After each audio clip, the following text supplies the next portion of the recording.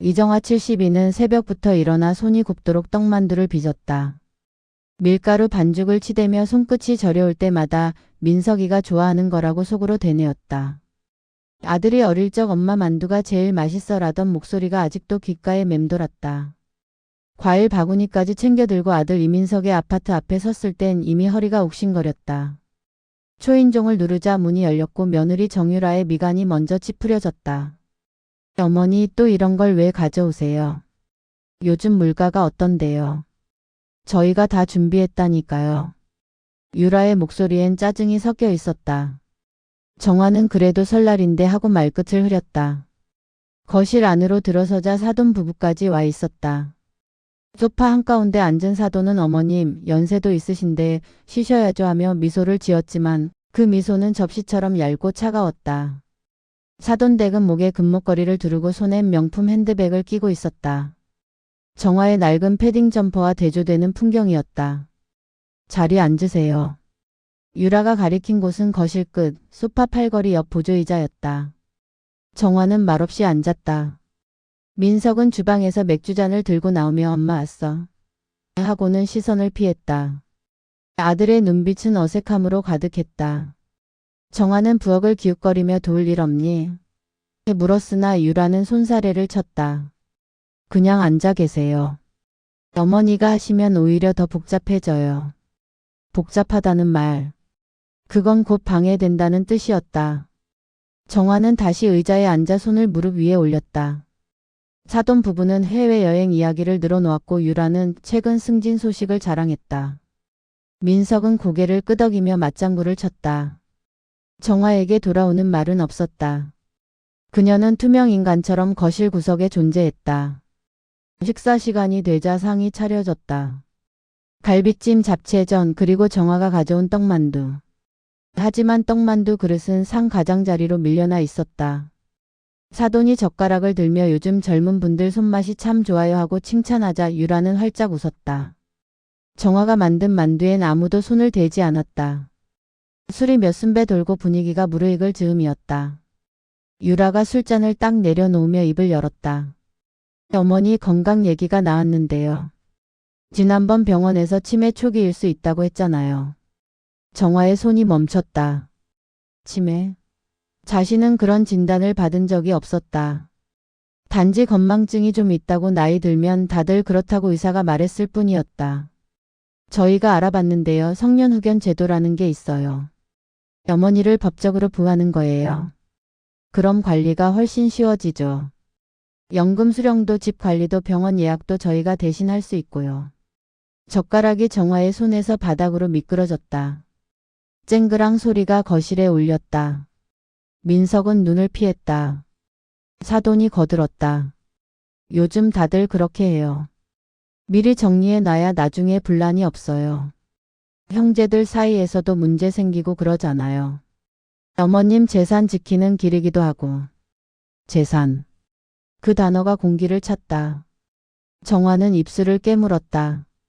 연금은 평생 교사로 일하며 모은 것이었고 집은 남편과 함께 허리띠를 졸라매며 장만한 것이었다. 그런데 그것들을 관리한다. 대신한다. 나 아직 멀쩡하다. 내 돈과 집은 내가 관리한다. 정화의 목소리는 떨렸지만 분명했다. 유라의 얼굴이 차갑게 식었다. 그게 정말 맞다면요. 의사소견서랑 인지검사 결과로 증명해 오세요. 객관적인 자료로 보여주시면 되잖아요. 증명하라니. 자신의 정신이 멀쩡하다는 걸 자식에게 증명해야 하다니. 정화는 더 이상 말을 잇지 못했다. 국그릇 속 국물이 식어가고 떡만두는 그대로 남아 있었다. 식사가 끝나고 설거지 소리가 들렸다. 정화가 일어서려 하자 유라가 손으로 막았다. 어머니는 그냥 계세요. 식기세척기 돌리면 돼요. 그녀에게 허락된 건 현관 앞 신발장에 기대 서 있는 모멸감뿐이었다. 사돈 부부는 잘 다녀가요 하며 먼저 나갔고 민석은 택시를 불러주겠다며 핸드폰만 들여다봤다. 밤이 깊어지자 유라는 드라이한 목소리로 말했다. 택시 타시죠. 오늘은 우리 가족끼리 얘기할 게 많아서요. 우리 가족. 그 말엔 정화가 포함되지 않았다. 통보였다. 나가라는 통보. 정화는 가져온 떡만두 그릇을 챙기려 했으나 유라는 그냥 두고 가세요. 나중에 드릴게요 했다. 돌려받을 일은 없을 거라는 걸 정화도 알았다. 엘리베이터에 올라 거울을 보았다. 거울 속엔 무표정한 낯선 노인이 서 있었다. 한 손엔 떡국용 대파를 다듬다 쥐고 나온 면장갑이 그대로 끼워져 있었다. 칼집이 나고 해진 그 장갑처럼 그녀의 자존도 오늘 밤 해져 있었다. 택시 안에서 정화는 창밖을 바라봤다. 설날 밤의 거리는 네온사인으로 화려했지만 그녀의 가슴속은 어둠뿐이었다. 버려졌네 내가. 이리 허무하게. 그 말이 입 밖으로 새어나왔다. 기사는 백미러로 힐끗 보더니 아무 말도 하지 않았다. 집에 도착해 불을 켰다. 텅 빈 거실, 남편 사진 그리고 장롱. 정화는 소파에 주저앉아 한참을 울었다. 서러움이 아니라 분노였다. 자신을 낳아 기른 아들이 손주를 안아주고 싶었던 며느리가 자신을 숫자로만 본다는 사실에 대한 분노였다.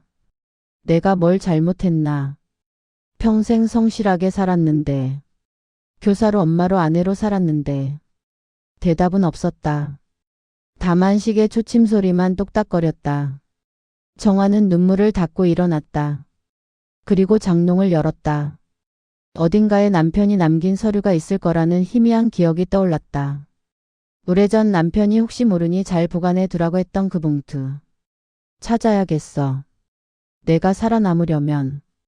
설날 밤 그녀의 싸움은 이제 막 시작되었다. 사흘 동안 정화는 집 안을 뒤졌다. 책장, 서랍, 부엌, 찬장까지. 남편이 남긴 서류가 분명 어딘가 있을 터였다. 혹시 모르니 잘 간수해 두라던 그의 목소리가 귓가에 생생했다. 하지만 어디에 뒀는지 기억이 흐릿했다. 나이 탓일까? 아니면 그 서류가 필요 없을 만큼 평온했던 세월 탓일까?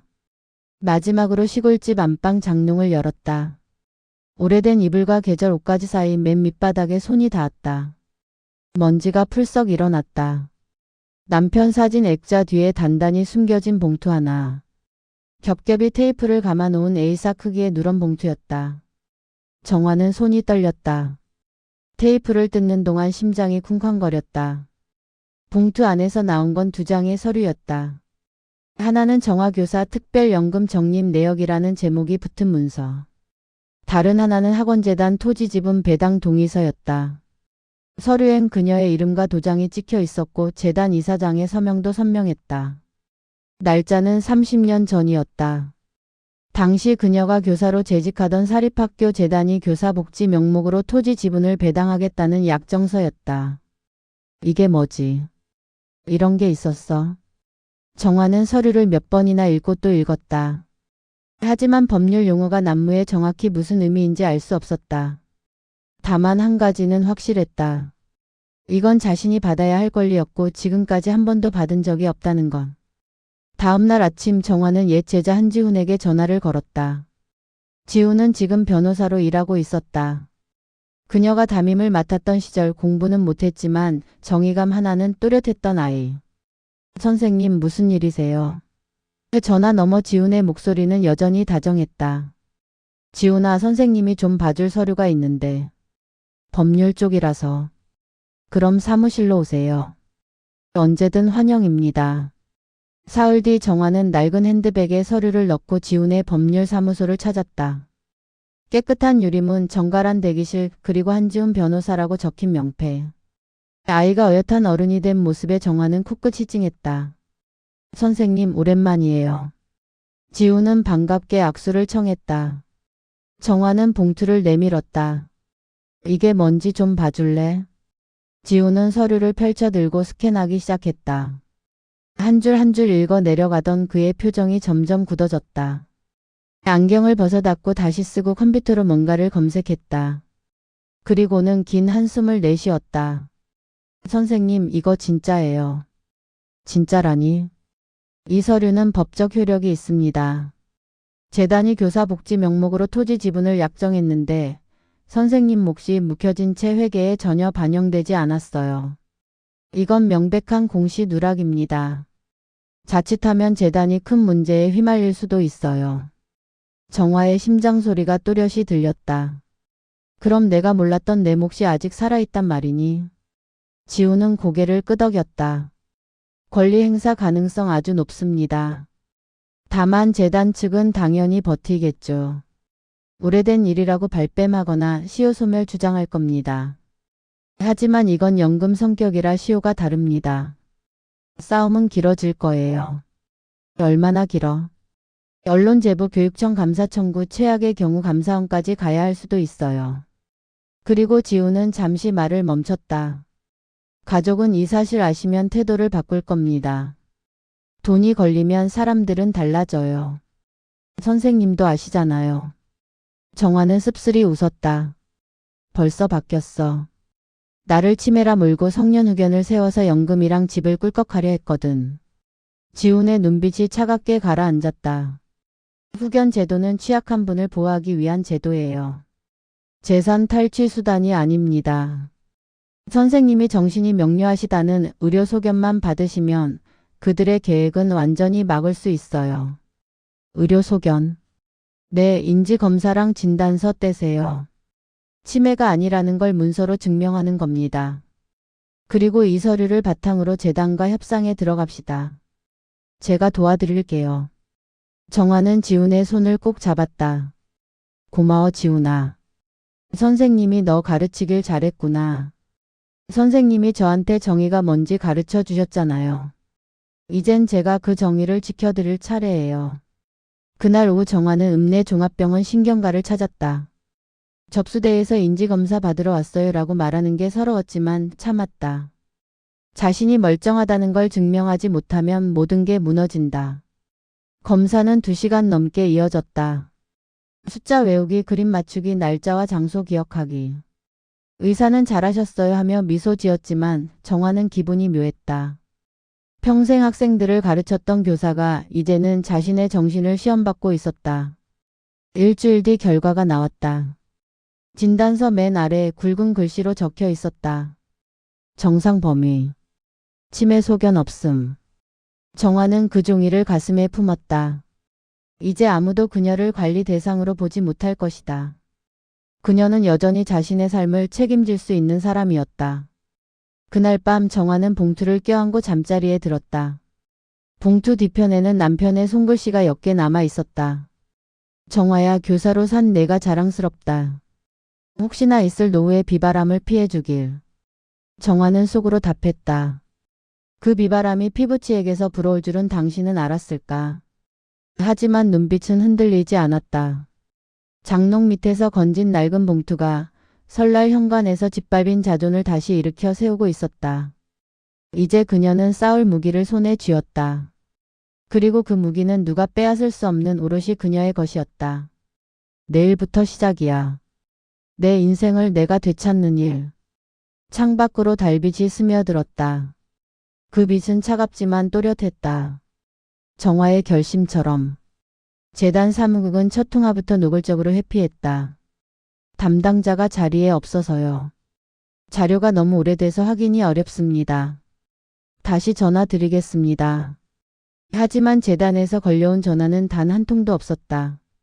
정화는 끊지 않았다. 매일 아침 9시 정각 재단 대표 번호를 눌렀다. 정화입니다. 어제 보낸 팩스 확인하셨나요? 목소리는 차분했지만 단호했다. 이틀째 되는 날 담당 직원은 짜증 섞인 목소리로 말했다. 어르신, 이건 시간이 좀 걸리는 일이에요. 어르신 아니고 정화 교사요. 30년 교단에 섰던 사람이고 당신네 재단과 계약 맺은 당사자예요. 상대방이 할 말을 잃었다. 정화는 덧붙였다. 담당자 이름이 뭡니까? 직통 번호 주세요. 한지우는 조용히 그녀 옆에서 손짓으로 타이밍을 잡아줬다. 지금 끊지 마세요. 버티세요. 지훈의 눈빛은 냉정했다. 그는 이미 재단의 재무제표와 공시자료를 샅샅이 뒤진 상태였다. 누락된 복지기금 항목, 교사 약정 관련 회계처리 흔적 부재. 증거는 충분했다. 닷새를 버티자 마침내 재단에서 연락이 왔다. 회의실로 오시죠. 대화가 필요할 것 같습니다. 목소리는 억지로 친절했지만 속내는 뻔했다. 조용히 무마하려는 속셈이었다. 회의실 문을 열고 들어서자 재단 사무국장, 법무팀 대리, 회계팀장이 일렬로 앉아 있었다. 그들은 정화를 보자 어색한 미소를 지었다. 어르신 앉으세요. 사무국장이 의자를 권했다. 정화는 앉지 않고 서류 뭉치를 탁자 위에 내려놓았다. 교사요. 어르신 아니고. 공기가 순간 얼어붙었다. 사무국장이 마른 기침을 하며 말을 꺼냈다. 그게 정 선생님. 서류는 확인했습니다. 하지만 이게 당시에는 명색이 약정이었지 내부 사정상 실제 효력이 발생했는지는 불명확합니다. 회계 기록도 오래돼서. 한지훈이 말을 잘랐다. 불명확하다고요. 그럼 제가 명확하게 해드리죠. 공신누락, 복지기금 전용 의혹, 교육청 감사 청구, 손해배상 및 지연이자 청구. 어디부터 들으실래요? 법무팀 대리가 황급히 서류를 펼쳤다. 저 잠깐만요. 그 정도까지 갈 일은. 갈 일 아니면 지금 해결하세요. 선생님 권리를 인정하고 정당한 보상을 하세요.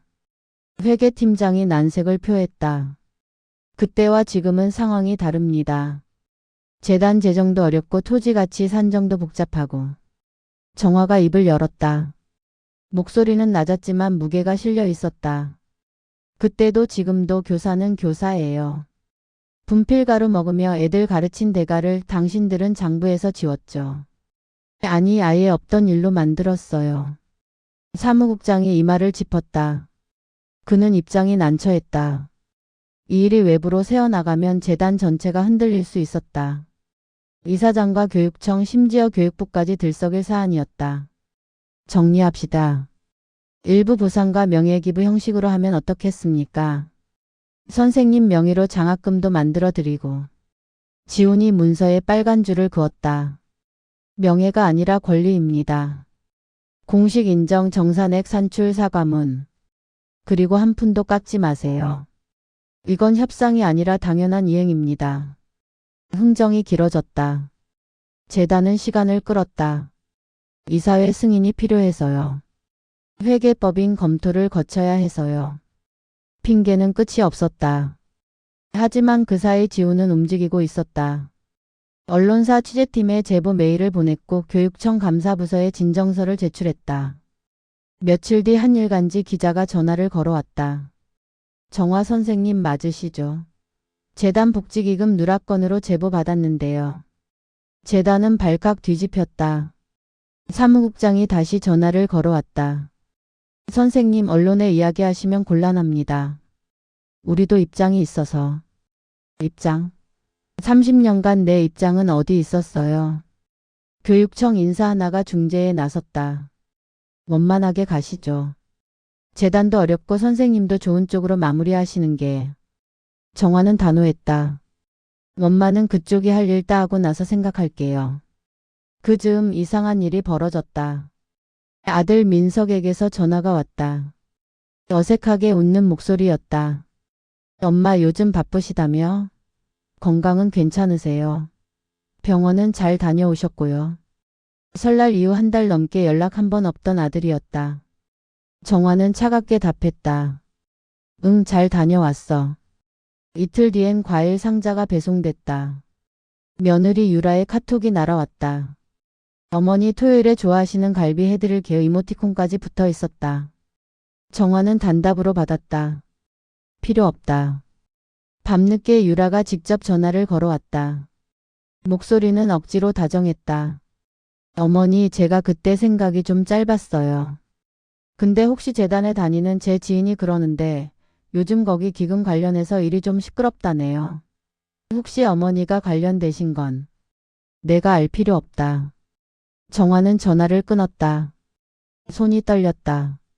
무서운 건 재단이 아니었다.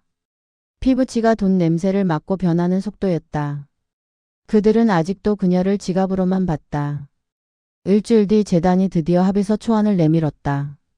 지훈이 한 줄 한 줄 읽어 내려가다가 중간쯤에서 펜을 멈췄다. 그리고 웃음을 삼켰다. 이걸 보세요 선생님. 여기 작은 글씨로 향후 일체의 권리 포기라고 숨어 있어요. 이거 사인하면 끝입니다. 앞으로 아무것도 청구 못해요. 정화는 합의서를 집어들었다. 그리고 천천히 또렷하게 찢어버렸다. 회의실에 종이 찢기는 소리가 울렸다. 다시 쓰세요. 교사가 학생들 앞에서 거짓말하던 때는 한 번도 없었소. 나도 마찬가지요. 사무국장의 얼굴이 새하얘졌다. 정화는 자리에서 일어섰다. 지훈이 뒤따라 일어서며 마지막 한마디를 던졌다. 다음 만남은 법정에서 하시겠습니까? 아니면 제대로 된 합의서를 들고 오시겠습니까? 사흘 드립니다.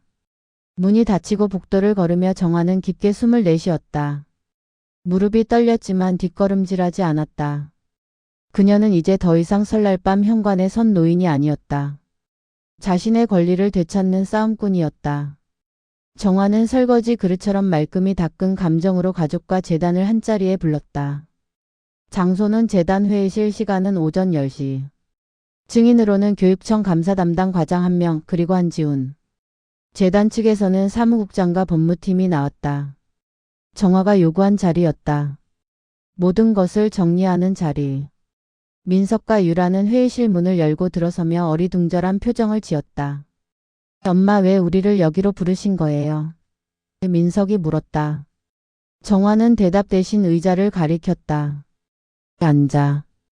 유라는 들어오자마자 재단 사람들을 훑어보더니 목소리를 높였다. 어머니가 이런 큰일을 혼자 결정하시면 곤란해요. 가족회의도 없이 재단이랑 무슨 얘기를 하신 거예요? 저희도 당연히 알 권리가. 한지훈이 노트북의 녹음 버튼을 눌렀다. 빨간 불이 깜빡였다. 가족회의요. 설날에 성년후견 운운하신 분이 지금 가족을 말씀하시나요? 오늘은 권리 확인 회의입니다.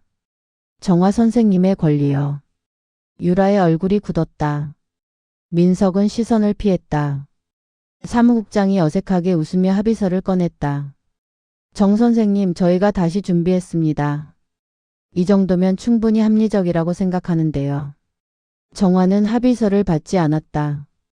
대신 핸드백에서 봉투 하나를 꺼내 아들 앞에 놓았다. 봉투는 얇았고 안에는 5만원권 10장이 들어있었다. 정확히 50만원. 민석의 눈동자가 흔들렸다. 뭐예요 이게? 내가 너한테 받은 효도 값이야. 엄마 무슨. 정화가 말을 이었다. 설거지 대신 거침없이 내뱉던 말가. 내 노후를 후견으로 묶으려 했던가. 치매라고 몰아붙이던가. 그 전부 합쳐서 이만큼이더라. 받아. 이제 우린 남이야. 회의실 공기가 정지했다. 교육청 과장이 안경을 벗어 닦았다. 재단 사무국장은 숨을 죽였다. 유라가 어처구니 없다는 듯 웃음을 터뜨렸다. 어머니, 우리도 어려워서 그랬지 효도할 마음이 없었던 건 아니잖아요. 어머니 건강 걱정돼서 후견 얘기한 거고 저희도 나름대로 생각이. 정화가 말을 끊었다. 목소리는 차가웠다. 너 사람을 숫자로 보지. 연금집 후견. 근데 내 인생은 숫자가 아니야. 나는 72년을 살아온 사람이야. 내가 계산기 두드려서 나올 수 있는 존재가 아니란 말이야. 유라가 입술을 깨물었다. 민석은 고개를 숙였다. 그의 손은 봉투를 만지작거렸지만 집어들지 못했다. 교육청 과장이 재단 쪽을 쏘아봤다. 권리포기 문구는 삭제하고 적립원금 및 지연이자는 전액 지급하세요.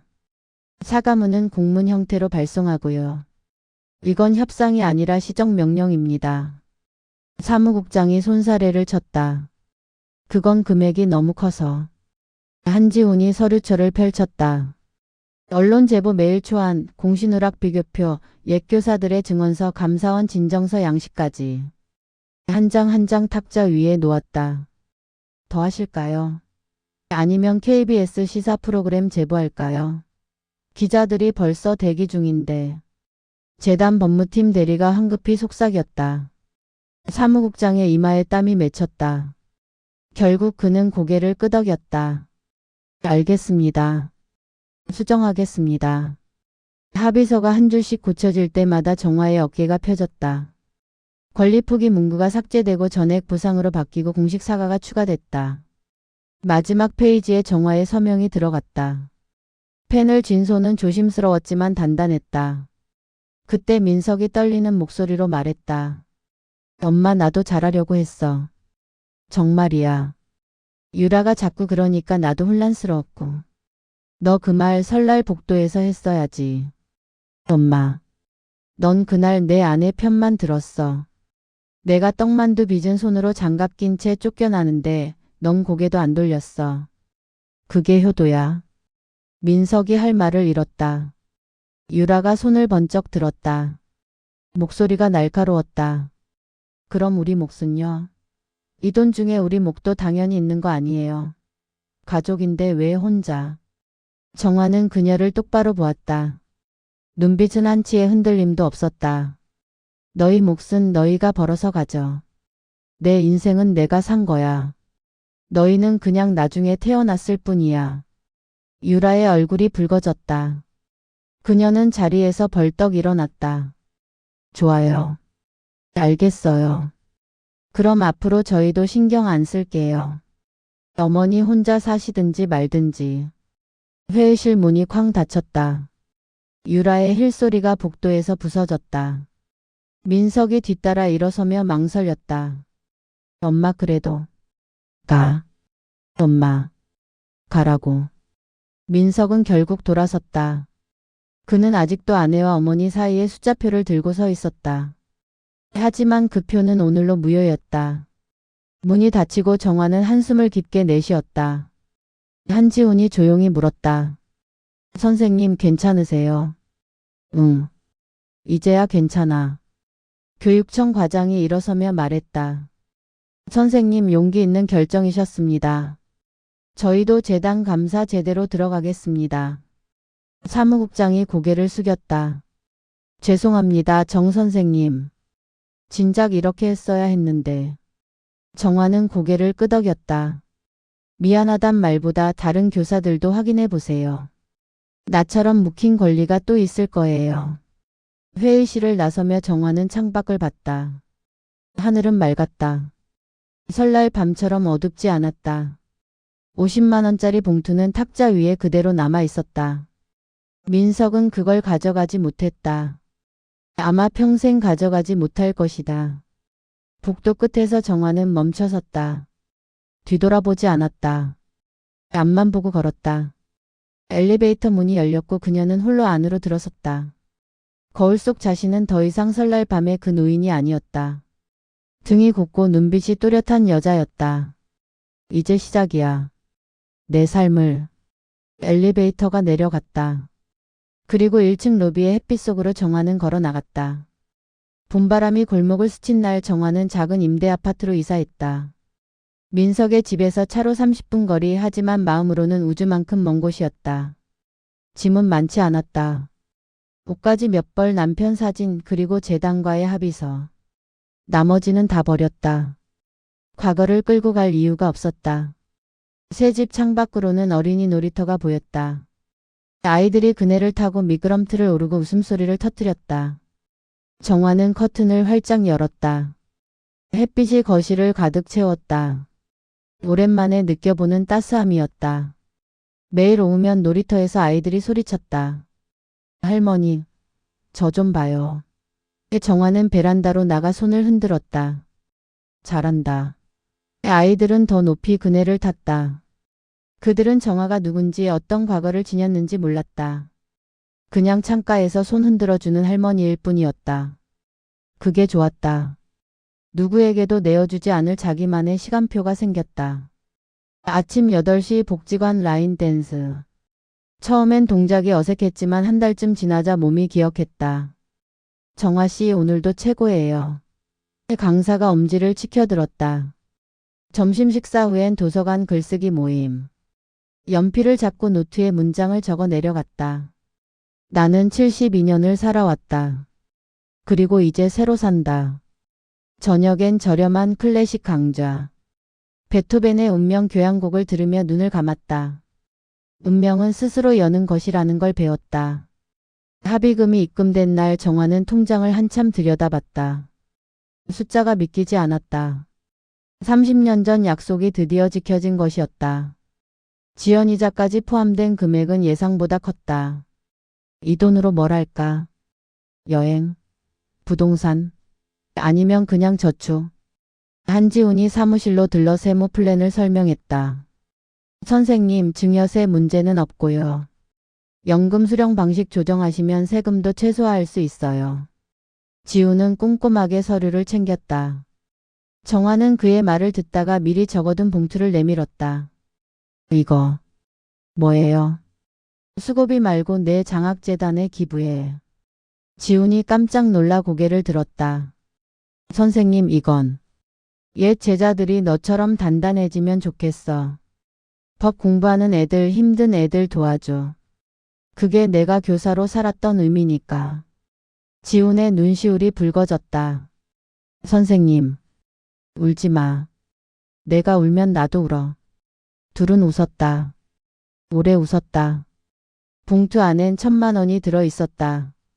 정화가 평생 모은 돈 중 가장 의미 있게 쓰는 돈이었다.